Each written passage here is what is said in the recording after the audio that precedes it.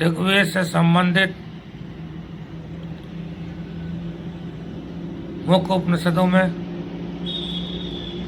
तीसरे उपनिषद नाद बिंदु के पहले अध्याय के तीसरे चरण में बताया गया है कि जब ध्यान द्वारा व्यक्ति ब्रह्म को प्राप्त कर लेता है तो उसकी स्थिति क्या होती है। अनेक ज्योतियों का उदय होता है,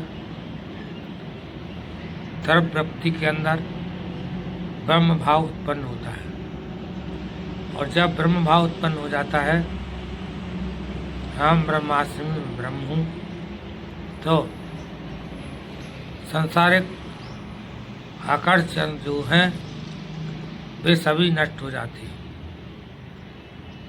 व्यक्ति की लौकिक सुखों की कामना समाप्त हो जाती है और जो प्रारब्ध संचित कर्म रहते हैं उनका भी नाश हो जाता है। जिस तरह रज्जु होता है ब्रह्मा,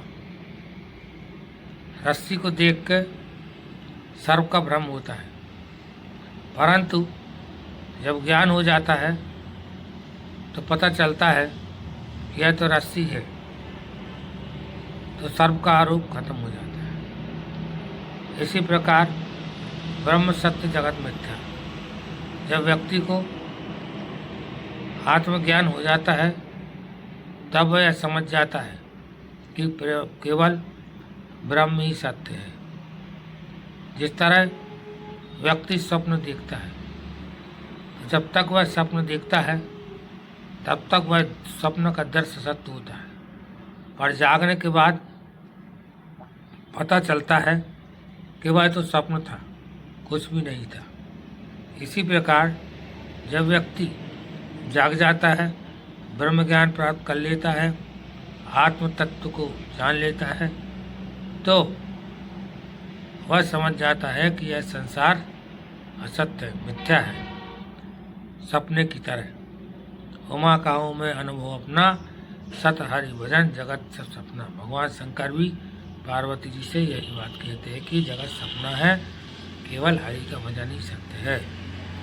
तो ज्ञान के साथ प्रारब्ध के संचित जो कर्म हैं वे भी नष्ट हो जाते हैं, उनका भी नाश हो जाता है। इस तरह केवल ब्रह्म रह जाता है और व्यक्ति मोक्ष की प्राप्ति करता है।